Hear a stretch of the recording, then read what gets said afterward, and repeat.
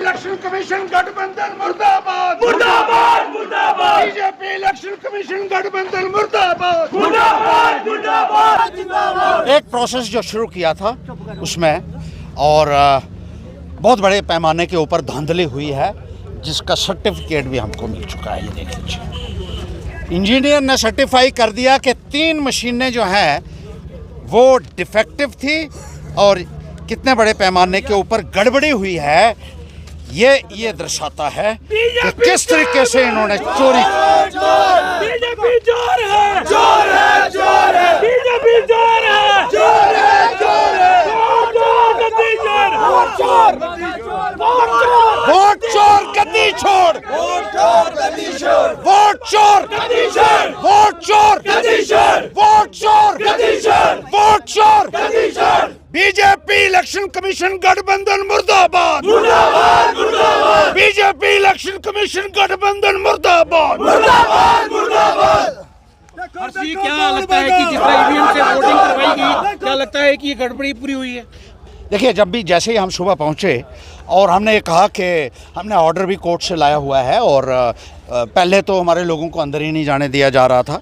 मैं district election officer DC महोदय का शुक्रिया अदा करना चाहता हूं। जब मैंने उनको ऑर्डर पढ़ाया, यहाँ एक जो डिप्टी इलेक्शन ऑफिसर थे वो जाना ही नहीं दे रहा था अंदर।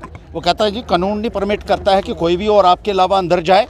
लेकिन जब मैंने डीसी के वहाँ उनको पढ़ाया, उन्होंने कहा ठीक है, तब इन लोगों को अलाउ किया गया। और जब शुरुआत हुई काउंटिंग, तो उस वक्त जब जो बॉक्स लाया गया, हमने कहा कि इस बॉक्स में जो बैलेट यूनिट है, इसमें जितने वोट पड़े हैं वो वीवीपैट के साथ कंपेयर किए जाने चाहिए। वोट कितने बैलेट यूनिट दिखा रहे हैं और कितने पेपर ट्रेल्स जो हैं उनके हिसाब से क्या रिजल्ट निकलता है, वो उन्होंने साफ इनकार कर दिया पहले ही। तो ये पता चल गया कि इनकी नीयत जो है वो ठीक नहीं है। और हमने शुरुआत में ये कहा कि हम शुरू में कोई ऐसी बात नहीं करना चाहते हैं, बॉक्सेस खोल के देख लें, ईवीएम्स खोल के देख लें। जब पहली ही मशीन खोली गई तो उसमें डिफेक्ट पाया गया, डायग्नोस्टिक टेस्ट जो होता है उसमें वो फेल हो गई। और ये इंजीनियर्स ने वहाँ के सर्टिफाई कर दिया, जो मैंने आपको बताया है, उन्होंने सर्टिफाई किया है कि ये मशीन जो है इसमें डिफेक्ट है और ये नॉन फंक्शनल मशीन्स हैं, गड़बड़ी इसमें। और उसके बाद उन मशीन्स को उन्होंने कहा कि आप इसके बजाय और एक मशीन बुलवाने के लिए दे दीजिए, क्योंकि 3 ही आपने टेस्ट करने के लिए कहा है। तो एक और मशीन लाई, जब दूसरी मशीन लाई तो वो भी टेक्निकली डिफेक्ट उसमें निकला, वो भी नॉन फंक्शनल निकली। फिर कहा कोई बात नहीं, तीसरी मशीन लाओ। तो तीसरी मशीन जब लाई गई तो वो भी डायग्नोस्टिक टेस्ट में फेल हो गई।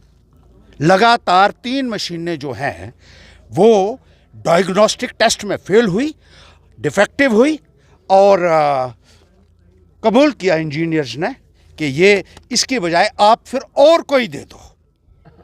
फिर चौथी जब हमने दी, तो चौथी जब लाई मशीन, तो उसके ऊपर इलेक्शन कमीशन की तरफ से लिखा हुआ था रिजेक्टेड डिफंक्ट। रिजेक्टिव मतलब ये किसी काम की नहीं है, और डिफंक्ट मतलब ये रद्दी हो चुकी है। उस मशीन से भी वोट डाले गए हैं और वो भी जो है 90% 94% इनके हक में गए हैं। हर जी, फिर ये वही 3 जो पर्टिकुलर जो बैलेट बॉक्स थे उन्हीं में डिफॉल्ट आया है। देखिए 6 मशीनें फिर गिनी गई, 3 में डिफेक्ट आ गया ना, 3 उन्होंने और लाई। चौथी वाली में भी जैसे मैं आपको बता रहा हूँ कि चौथी मशीन में भी लिखा हुआ था रिजेक्टेड एंड डिफंक्ट, यानी वो बैलेट यूनिट के ऊपर जो लिखा हुआ था रिजेक्टेड एंड डिफंक्ट, उस मशीन को भी, उससे भी वोट डाले गए। और रद्दी मशीन जो की गई थी, डिफंक्ट का मतलब यही है कि अब ये किसी उपयोग की नहीं रही है, उससे भी जो है वो वोटिंग की गई। और वो क्योंकि इस तरह का ये बड़ा, देखिए ये तो बहुत बड़ा एक स्कैम है। मैं तो आंखें खोलना चाहता हूँ, लोगों को भी पता चले, इन अधिकारियों को पता चले। और सबसे बड़ी बात है कि इलेक्शन कमीशन जो मिला हुआ है भारतीय जनता पार्टी के लोगों के साथ, आज बेनकाब हो गया है पूरे तरीके से। हर्षदेव सिंह को इसी तरह के रिजल्ट की उम्मीद थी? देखिए बिल्कुल मुझे पता था कि भारी पैमाने के ऊपर फ्रॉड हुआ है। आज रिटर्निंग ऑफिसर क्यों नहीं पहुंचा यहाँ? क्योंकि सबसे बड़ा फ्रॉड उसने किया है, जो उसके खिलाफ मैंने कोर्ट में केस भी लगाया हुआ है, वो चल रहा है केस, और वो आज नहीं आया यहाँ। और यहाँ जब आरओ को मौजूद होना चाहिए था, डिस्ट्रिक्ट इलेक्शन ऑफिसर यहाँ मौजूद रही और थोड़ी देर तक जो है थोड़ा सा यहाँ एक स्टेलमेट सा बन गया था, क्योंकि ये सर्टिफिकेट मुझे नहीं दिया जा रहा था। वो कह रहे थे बाकी ले जाओ आप कागज़, लेकिन जिसमें ये लिखा हुआ है कि ये मशीनें ठीक नहीं हैं, 3 मशीनें ठीक नहीं है, ये सर्टिफिकेट नहीं दिया जा सकता है। वो आगे से पूछना पड़ेगा, पीछे से पूछना पड़ेगा, ऊपर से। और फिर मुझे पता चला कि होम मिनिस्टर तक भी बात ले जाने की कोशिश की जा रही थी, लेकिन वहाँ पहुँची नहीं, मेरे आइडिया में नहीं पहुंची। नहीं तो जो शख्स ये यहाँ कहता था चनैनी में आकर अमित शाह कि हर्षदेव हारेगा तो दिवाली के पटाखे दिल्ली में फूटेंगे, तो वो कभी इजाज़त नहीं देता। ये